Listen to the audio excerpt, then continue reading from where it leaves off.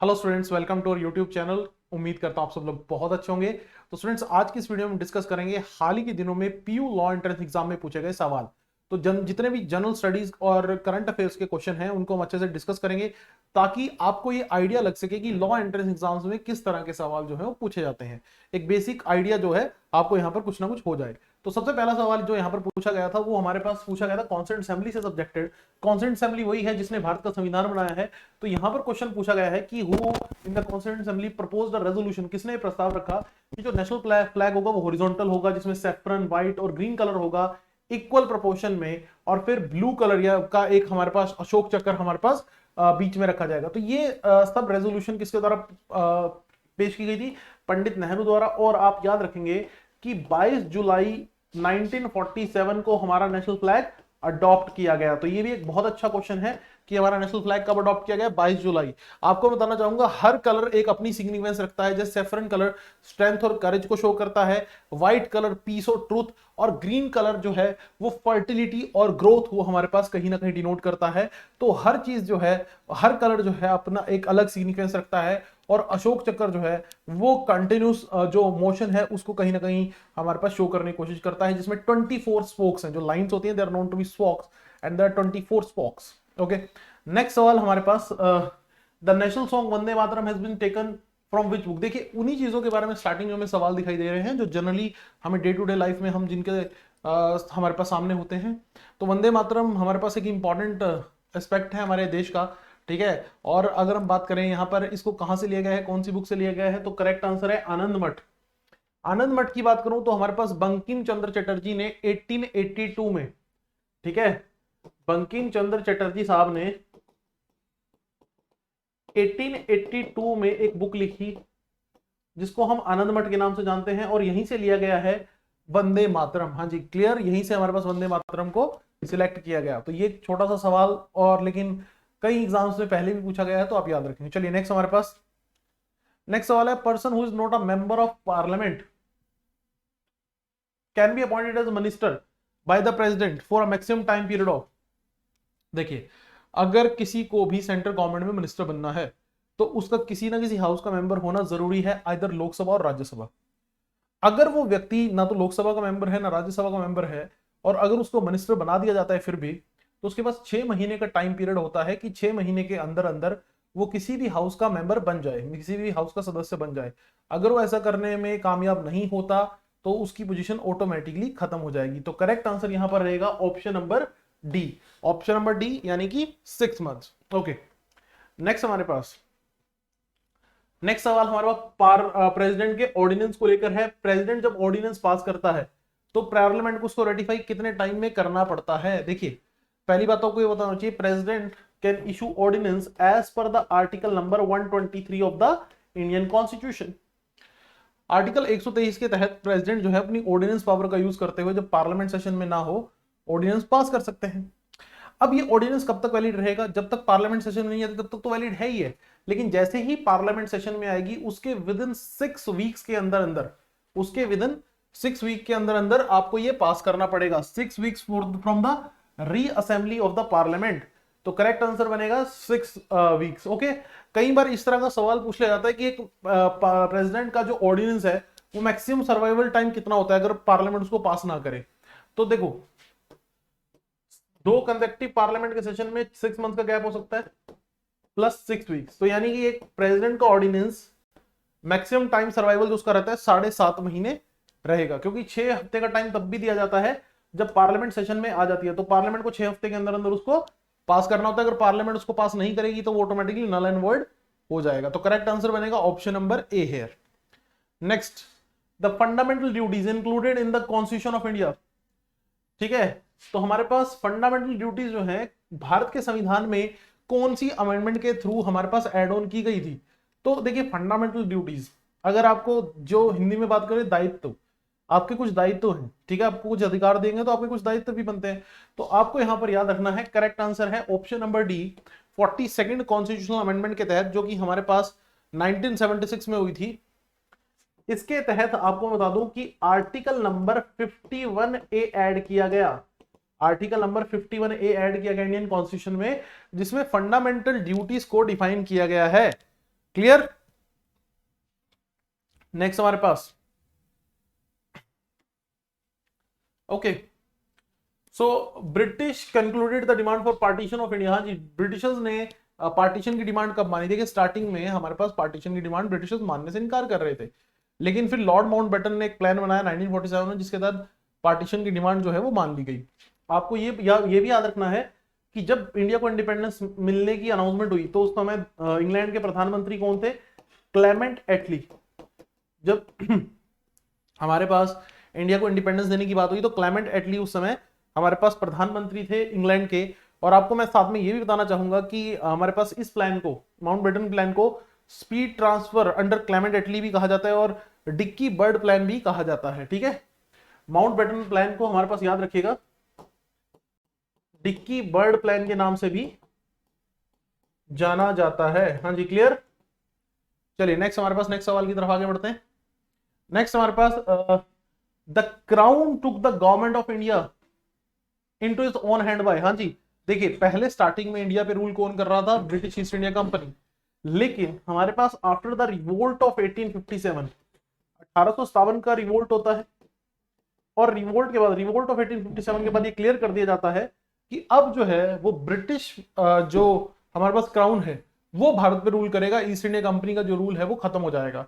तो ऑब्वियसली इसके बाद जो ऑप्शन बनता है that is government of India act 1858। हाँ जी, clear, government of India act 1858, जिसके बाद हमारे पास ईस्ट इंडिया कंपनी को जो है वो खत्म कर दिया गया। हाँ जी, क्लियर, ईस्ट इंडिया कंपनी को खत्म कर दिया गया और अल्टीमेटली हमारे पास जो है यहां पर कहा गया कि अब से ब्रिटिश पार्लियामेंट जो है वो रूल करेगा। और इस एक्ट को हमारे पास act for the better government of India भी कहा गया। जी हाँ, याद रखिएगा, इसको act for the better government for India भी कहा गया। नेक्स्ट हमारे पास which article of the Indian constitution provides freedom for form association and union. हाँ जी, देखिए हमारे पास एसोसिएशन और यूनियन बनाने की बात कहां की गई है? पहली बात तो आप ये समझिए, आर्टिकल 19 फंडामेंटल राइट का एक पार्ट है जो 6 तरह के अधिकार, 6 तरह के राइट्स आपको प्रोवाइड करता है। पहली बात तो आपको ये याद रखनी होगी, 6 टाइप के राइट्स आपको प्रोवाइड करता है हमारे पास आर्टिकल नंबर 19।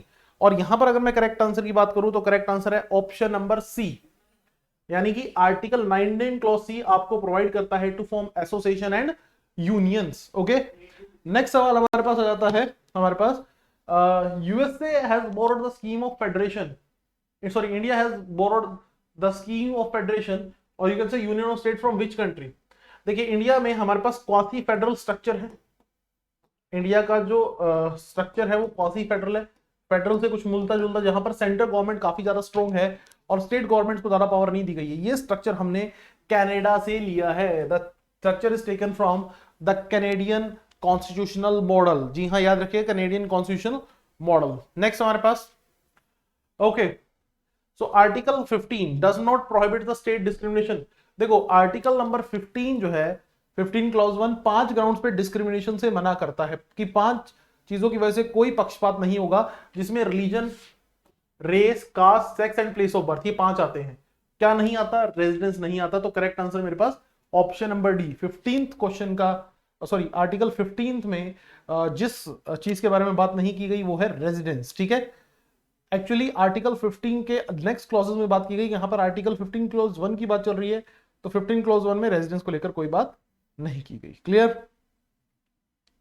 नेक्स्ट हमारे पास Rajya Sabha can withhold money bill for a period of. हाँ जी, राज्यसभा मनी बिल कितने दिन के लिए विदहोल्ड कर सकती है? पहली बात तो देखो बच्चों, जब भी बात आए मनी बिल की तो आपको एक चीज पता होनी चाहिए, मनी बिल को डिफाइन किया गया है article number 110 of the Indian constitution. Article number 110 of the Indian constitution जो है वो डील करता है मनी बिल के साथ, और मनी बिल को हमारे पास राज्यसभा जो है वो ब्लॉक नहीं कर सकती, ब्लॉकेड नहीं लगा सकती, उसको नहीं रोक सकती। तो आपको मैं बताना चाहूंगा कि हमारे पास जो करेक्ट आंसर है वो है ऑप्शन नंबर ए, 14 दिन का समय दिया जाता है कि या तो आप पास कीजिए या उसे कंसिडर ना कीजिए, वो आपके ऊपर, उससे उसके बिल के फेट पर कोई फर्क नहीं पड़ेगा। ठीक है, तो राज्यसभा 14 दिन के लिए मैक्सिमम जो है मनी बिल को विदहोल्ड कर सकती है, लेकिन उसमें कोई ज्यादा बदलाव करने की उसके पास क्षमता नहीं है। नेक्स्ट बजट के बारे में बात की जा रही है। देखिए बजट को लेकर सवाल पूछा गया है, budget is also known as, हाँ जी, बजट को हमारे पास डिफाइन किया गया है in the article number 112 of the Indian constitution, और उसको डिफाइन किया गया है annual financial statement. Budget can only be presented in, हाँ जी, कहां पर प्रेजेंट किया जा सकता है? Budget can only presented in Lok Sabha, not in Rajya Sabha. ठीक है, तो बजट को भी हमारे पास राज्यसभा जो है वो ब्लॉक नहीं कर सकती। ठीक है, तो ये बात याद रखिएगा। Article number 112 of the Indian constitution में हमारे पास बजट को डिफाइन किया गया एज एनुअल फाइनेंशियल स्टेटमेंट। और आजाद भारत का पहला बजट किसने प्रेजेंट किया था? ये सवाल कई बार पूछा जाता है। तो आजाद भारत का पहला बजट प्रेजेंट किया था आर के सन्मुखम चेट्टी जी ने। याद रखेंगे किसने प्रेजेंट किया था?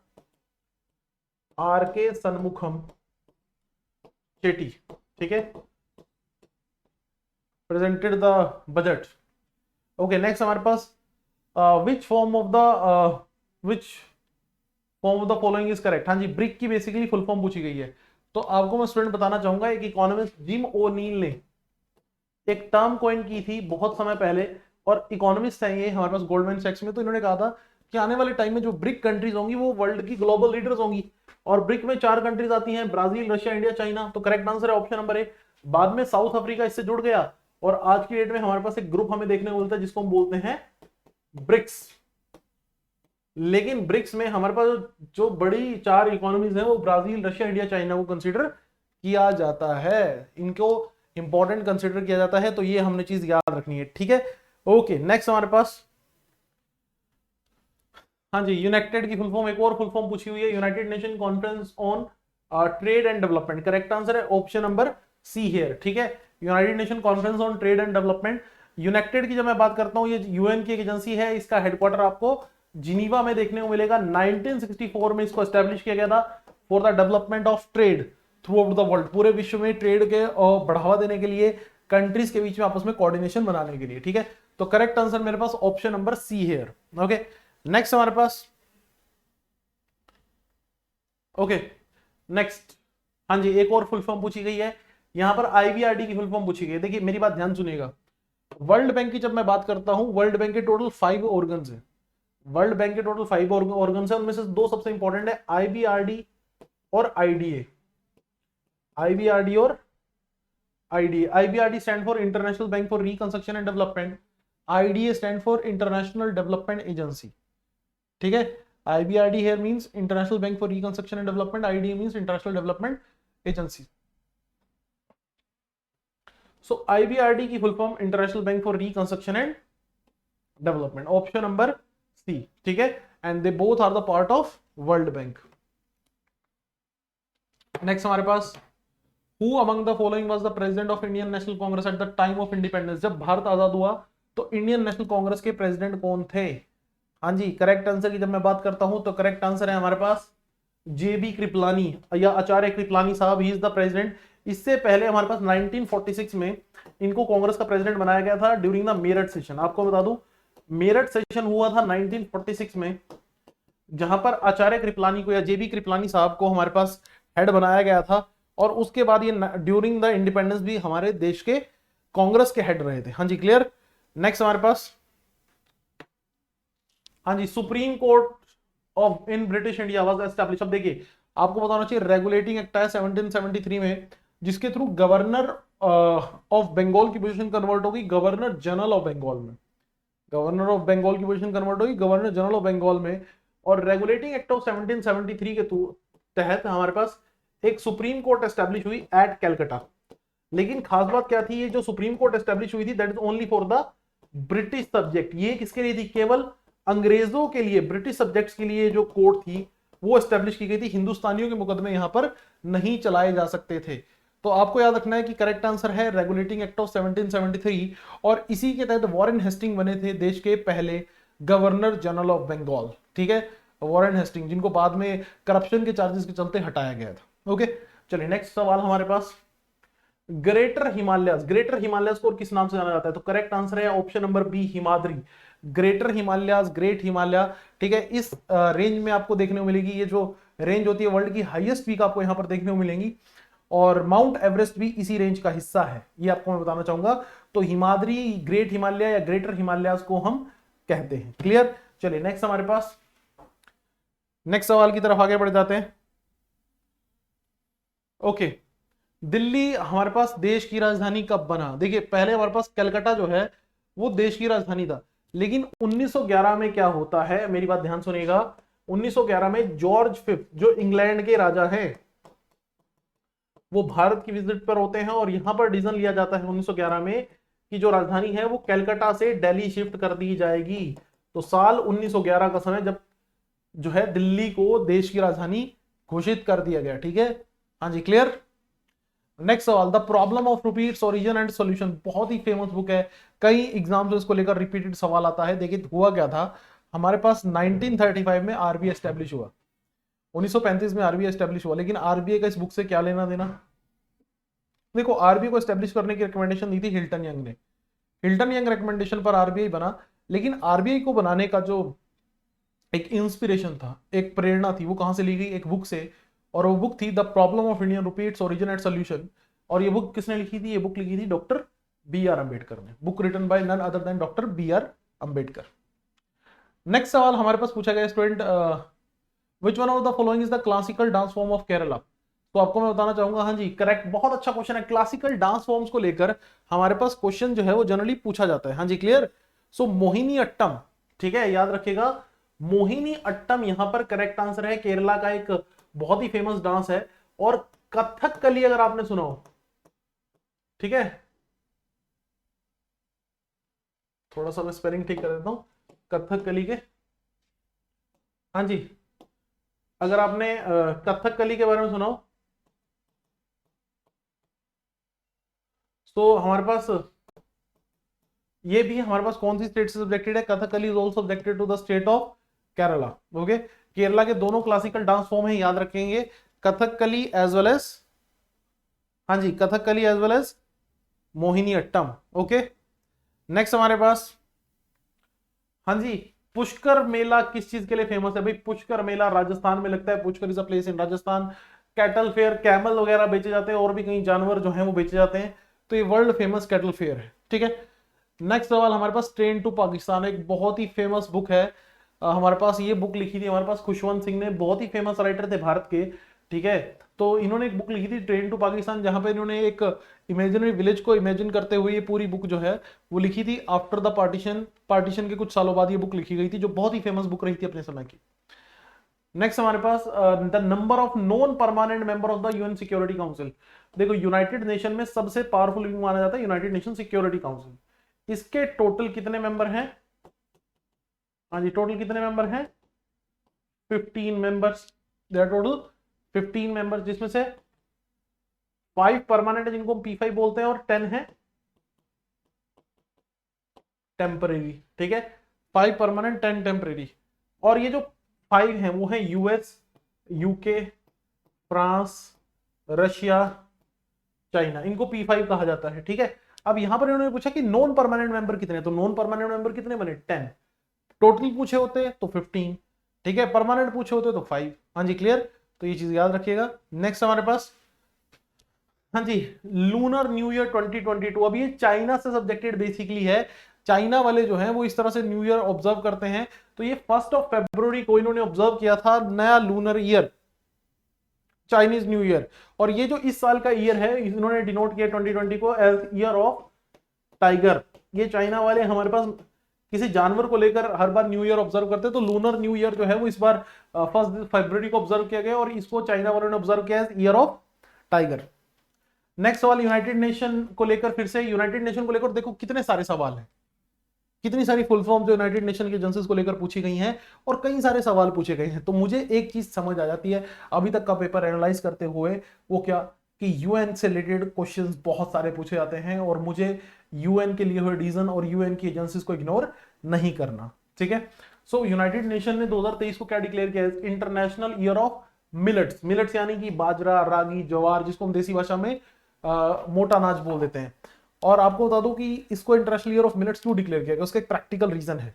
एक्चुअली एक तो मिलेट वाटर कंजप्शन कम करता है, पानी की खपत कम है अगर आप इस फूड को उगाते हो, इस फूड के हेल्थ बेनिफिट्स बहुत है, और तीसरी सबसे इंपॉर्टेंट बात ये क्लाइमेट रेजिलियंट है, क्लाइमेट चेंज रेजिलियंट है, मतलब क्लाइमेट चेंज का इसके ऊपर ज्यादा फर्क नहीं पड़ता। तो इसी के चलते लोगों को अवेयर करने के लिए कि आप अपने फूड में मिलेट्स को शामिल कीजिए, यूएन ने डिक्लेयर किया 2023 को as international year of millets.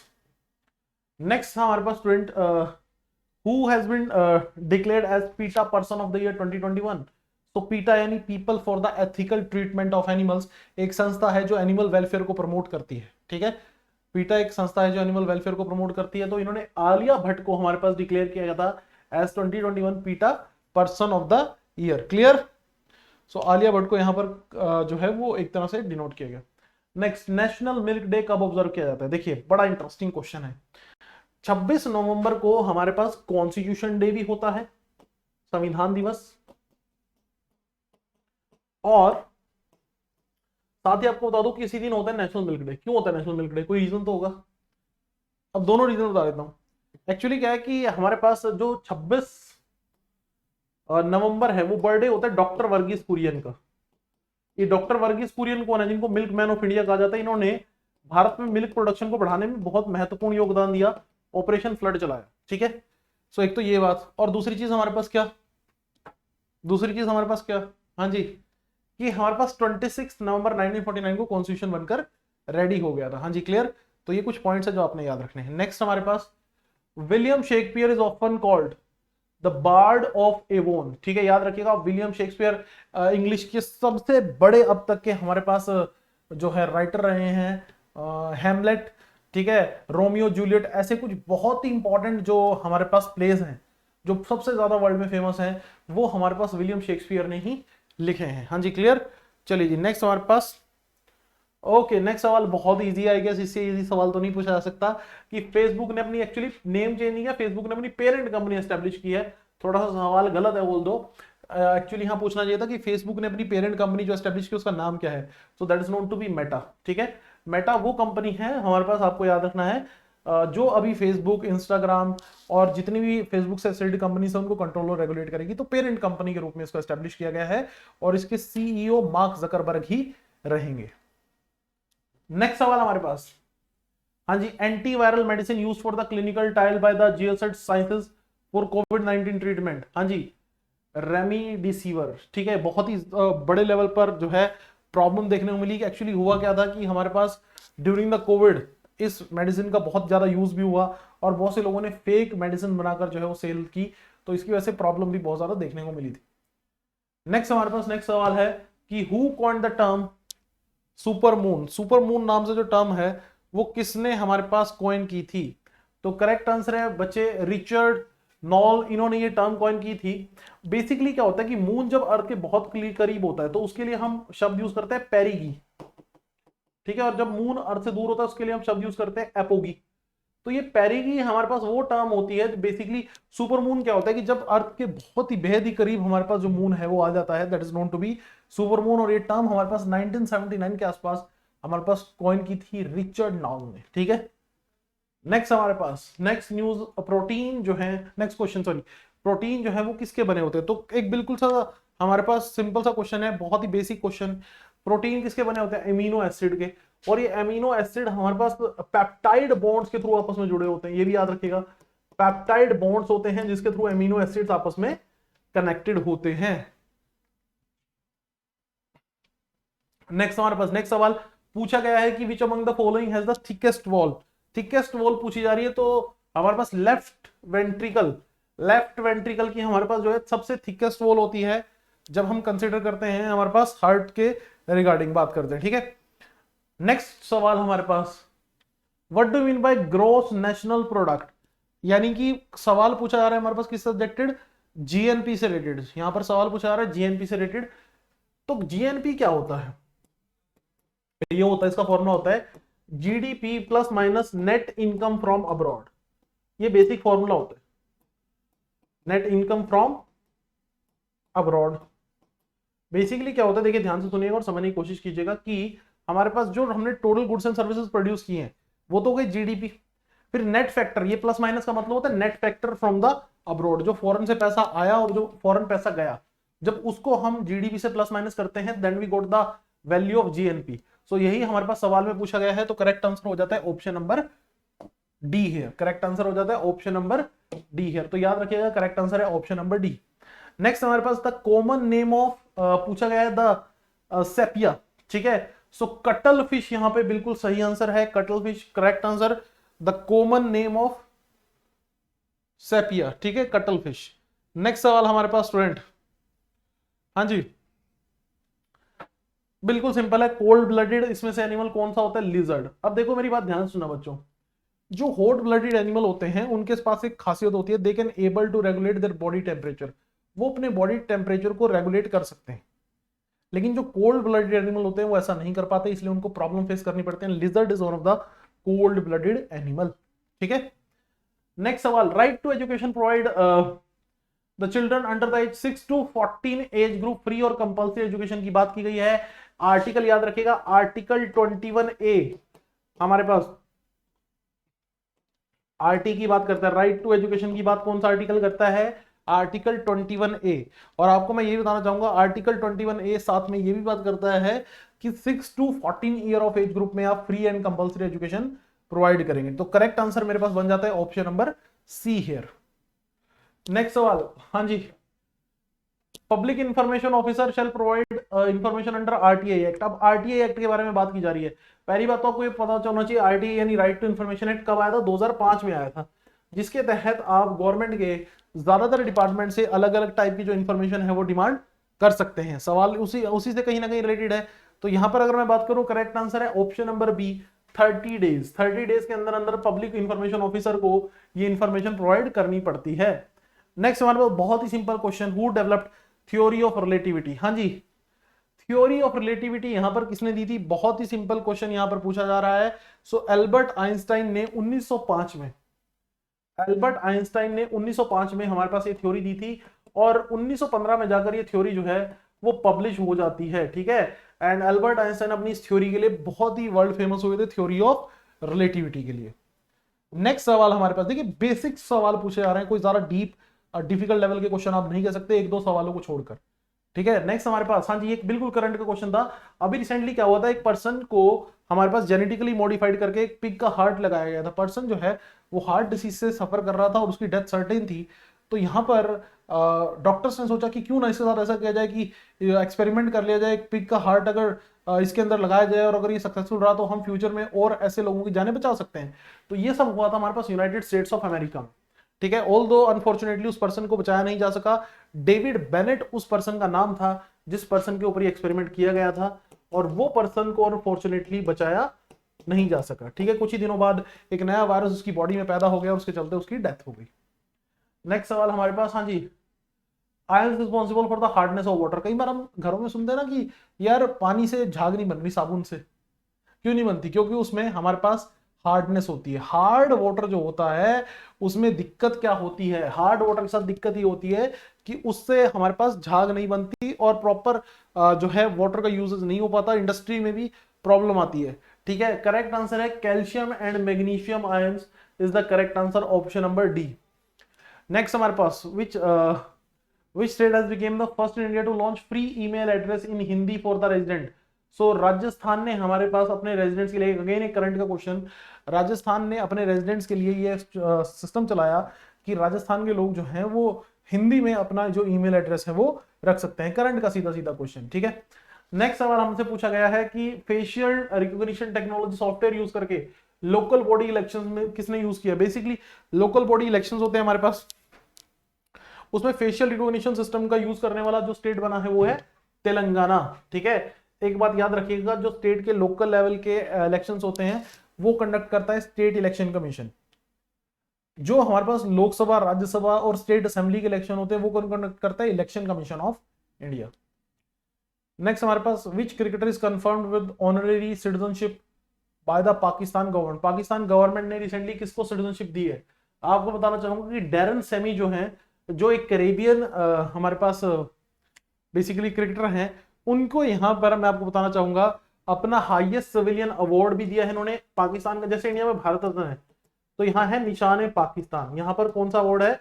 Pakistan का हाईएस्ट सिविलियन अवार्ड निशान पाकिस्तान, ये दिया है। और डैरन सेमी को साथ ही अपनी सिटीजनशिप भी ऑफर की है पाकिस्तान में। ठीक है, ऐसा क्यों किया? क्योंकि ultimately you know very well कि पाकिस्तान में जो पाकिस्तान प्रीमियर लीग चलती है, ठीक है, पाकिस्तान की जो क्रिकेट लीग चलती है उसमें ज्यादातर प्लेयर्स फॉरेन के अवॉइड ही करते हैं सिक्योरिटी रीजन की वजह से, लेकिन डैरन सेमी पिछले काफी टाइम से इस लीग में बने हुए हैं।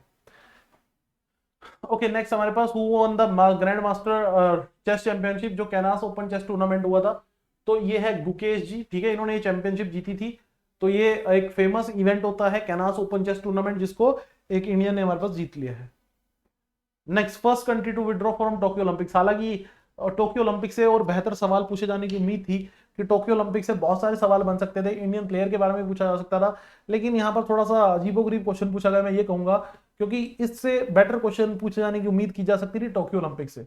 तो करेक्ट आंसर है हमारे पास कनाडा। कनाडा ने विड्रॉ किया था हमारे पास, जस्टिन ट्रूडो ने विड्रॉ किया था कि टोक्यो में हमारे पास जो कनाडा के एथलीट है वो नहीं जाएंगे just because of covid situation.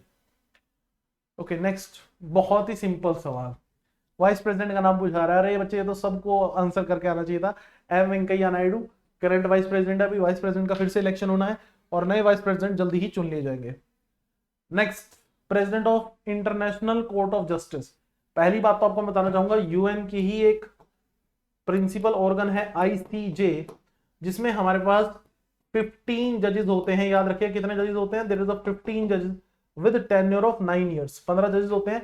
और कहां पर है ये? द हेग, नीदरलैंड में। ये भी याद रखिएगा, इंटरनेशनल कोर्ट ऑफ जस्टिस कहां है? The Hague. हेग कहां है? द नीदरलैंड्स में। ठीक है, तो यहां से ये कोर्ट जो है ऑपरेट करती है। और आपको बताना चाहूंगा कि जॉन डोनोग्यो, ठीक है, ये हमारे पास करंट चीफ जस्टिस हैं, प्रेसिडेंट है इंटरनेशनल कोर्ट ऑफ जस्टिस के। एक इंडियन जज जस्टिस दलवीर भंडारी भी इस कोर्ट में काम कर रहे हैं, ये भी आपको बता दूं कि एक इंडियन जज जस्टिस दलवीर भंडारी भी इस कोर्ट का हिस्सा है। नेक्स्ट हमारे पास, हाँ जी, प्लांट्स नाइट्रोजन को किस फॉर्म में? नाइट्रेट्स की फॉर्म में। बहुत ही सिंपल क्वेश्चन है, नाइट्रोजन को नाइट्रेट्स की फॉर्म में लेकर आते हैं और उससे फर्टिलिटी ऑफ द सोइल जो है वो बढ़ती हुई दिखाई देती है। नेक्स्ट, रबी क्रॉप के लेकर क्वेश्चन पूछा है। तो मस्टर्ड हमारे पास एक रबी क्रॉप है। अब ये रबी क्रॉप क्या होती है, मेरी बात ध्यान सुनिएगा बच्चों। रबी क्रॉप वो क्रॉप्स होती हैं जो हमारे पास विंटर सीजन में उगाई जाती हैं, जिनको पानी की आवश्यकता कम होती है लेकिन उनको ठंडा एटमॉस्फेयर चाहिए होता है, ठंडा वेदर चाहिए होता है। ठीक है, तो उनको रबी क्रॉप। इसमें सबसे इंपॉर्टेंट क्रॉप कौन सी होती है रबी क्रॉप की? वीट। सबसे इंपॉर्टेंट रबी क्रॉप कौन सी होती है? वीट। ठीक है, खरीफ क्रॉप कौन सी होती है जिसको पानी की बहुत जरूरत होती है और गर्मी की? जैसे चावल। तो अब जो अगला क्वेश्चन है वो भी रबी क्रॉप्स के रिलेटेड ही है। जो वेस्टर्न डिस्टर्बेंस आती है नॉर्थ में, वो क्रॉप्स के लिए क्या लेकर आती है? देखिए एक बात ध्यान सुनिएगा, वेस्टर्न डिस्टर्बेंस हमारे पास शुरू होती है मेडिटेरेनियन सी से। और वेस्टर्न डिस्टर्बेंस कब आती है? जब गेहूं के पकने से कुछ समय पहले, मतलब वीट के पकने से कुछ समय पहले, रबी क्रॉप्स के हार्वेस्टिंग के कुछ समय पहले। और एक्चुअली ये बेनिफिशियल होती है हमारे पास वीट की क्रॉप के लिए। तो ये बेनिफिशियल होती है क्योंकि ये विंटर रेन लेकर आती हैं। तो रबी क्रॉप्स के लिए ये विंटर रेन्स लेकर आती हैं। रबी क्रॉप्स मैंने अभी बताया सर्दियों में हमारे पास उगती हैं, और सर्दियों में जो कुछ थोड़ी बहुत बारिशें होती हैं उसमें हमारे पास एक इंपॉर्टेंट रीजन होता है वेस्टर्न डिस्टर्बेंस। हाँ जी, क्लियर, वेस्टर्न डिस्टर्बेंस। नेक्स्ट हमारे पास, हाँ जी, भारत में सबसे महंगी चाय कहाँ उगाई जाती है? दार्जिलिंग। Darjeeling is in West Bengal. ठीक है, चाय का उत्पादन भारत में ब्रिटिशर्स द्वारा शुरू किया गया था। Next, plant grows under the direct sunlight are known to be heliophytes. ठीक है, करेक्ट आंसर है ऑप्शन नंबर ए, हीलियोफाइट्स। वो प्लांट्स होते हैं जो डायरेक्ट सनलाइट में ग्रो करते हैं। और जनरली जैसे इसका एक परफेक्ट एग्जांपल आप सूरजमुखी जो होता है हमारे पास, आपने देखा होगा वो सनलाइट की तरफ ही फेस करता है हमारे पास। ठीक है, हाँ जी, बंगाल की सोरो किसको कहा जाता है? Damodar river known to be sorrow of Bengal. ठीक है, Damodar river known to be sorrow of Bengal.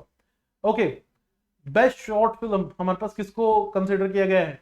अभी नेशनल अवार्ड दिए गए थे, नेशनल अवार्ड 2021, उसमें शॉर्ट फिल्म का अवार्ड जो है वो किसको दिया गया है? कस्टडी को ये अवार्ड जो है वो दिया गया है। इसमें देखिए, अब ये क्वेश्चन रिपीट नहीं हो सकता। जब अगले साल पेपर होगा तो आप नेशनल अवार्ड जरूर पढ़ जाए, ये मैं आपको कह सकता हूं कि जब अगर आप अगली बार लेट से पीयू एंट्रेंस एग्जाम देने जा रहे हैं तो नेशनल फिल्म जो अवार्ड्स हैं उनको एक बार जरूर पढ़ के जाइए, यहां से सवाल पूछे जाते हैं। नेक्स्ट, फिल्म इंडस्ट्री से फिर से एक और क्वेश्चन। अब देखो, भारत की जो पहली फिल्म थी वो थी राजा हरिश्चंद्र, सबको पता है। भारत में पहली वॉइस वाली मूवी जो थी वो थी आलम आरा, ये भी पता है। लेकिन पहली कलर फिल्म कौन सी थी? ये ज्यादातर लोग मिस कर देते हैं, ये है किसान कन्या। भारत की जो पहली कलर फिल्म थी वो थी किसान कन्या। नेक्स्ट, सतमाला हिल्स भारत में कहां पर है? तो सतमाला हिल बहुत ही फेमस हिल है इन द स्टेट ऑफ महाराष्ट्र। ये महाराष्ट्र में आपको देखने को मिलेंगी। और सह्याद्री रेंज इसको हमारे पास कंसिडर किया जाता है। ठीक है, नेक्स्ट हमारे पास जॉनसोंग पीक कहां है? ये सिक्किम में है। जी हाँ, सिक्किम में है, पार्ट ऑफ हिमालय। ठीक है, जॉनसोंग पीक आपको देखने को मिलेगी इन द ये थोड़ा सा डिफिकल्ट क्वेश्चन मैं मान सकता हूं, क्योंकि जनरली बच्चे +2 लेवल तक इस क्वेश्चन को नहीं पढ़ा होता। हाँ, ये मैं कह सकता हूं कि थोड़ा डिफिकल्ट लेवल का क्वेश्चन था, लेकिन कुछ ही क्वेश्चन है जो डिफिकल्ट हैं। ज्यादातर क्वेश्चन आप देखेंगे कि इजी टू मॉडरेट लेवल देखा गया है। Next, go back to Vedas, Swami Dayanand Saraswati, famous quotation, ठीक है, कि हमें वेदास की तरफ वापस मुड़ना चाहिए, तभी हम अपनी जिंदगी में जो है वो सुधार कर सकते हैं। ओके, चले जी, नेक्स्ट लास्ट क्वेश्चन।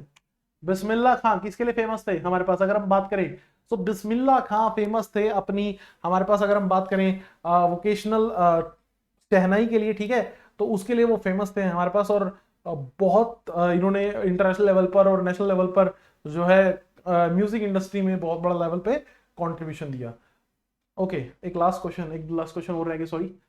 हाँ जी, लोटस टेम्पल हमारे पास किससे रिलेटेड है, तो लोटस टेम्पल बहाई से धर्म से रिलेटेड है। एक ये रिलीजन होता है, ठीक है, ऑल दो इसके ज्यादातर फॉलोअर्स आपको इंडिया में देखने को नहीं मिलेंगे, लेकिन बहाई रिलीजन से ये रिलेटेड है। पारसी, जैन और जूइश का इससे हमारे पास लोटस टेम्पल से कोई संबंध नहीं है। एगमार्क की अगर मैं बात करूं तो एगमार्क का संबंध किससे है, agriculture marketing for agro products. जो एग्रीकल्चर प्रोडक्ट्स होते हैं उनके पास ऊपर आपको एगमार्क लोगो देखने को मिलता है। बेसिकली ये क्वालिटी और मार्केटिंग को लेकर यूज किया जाता है। Okay, last question finally. So Medha Patkar कौन है हमारे पास, मेधा पाटकर एक इन्वायरमेंटलिस्ट हैं। इन्होंने हमारे पास कई सारे आंदोलन चलाए थे, जैसे वन ऑफ द आंदोलन इज नर्मदा बचाओ आंदोलन, जिसमें इन्होंने सरदार सरोवर डैम को बनाने से रिस्ट्रिक्ट किया था on the Narmada river in the state of Gujarat. So Medha Patkar एक इन्वायरमेंटलिस्ट हैं, ठीक है। ये एक क्वेश्चन पर्सनैलिटी ओरिएंटेड क्वेश्चन जो है यहाँ पर पूछा गया।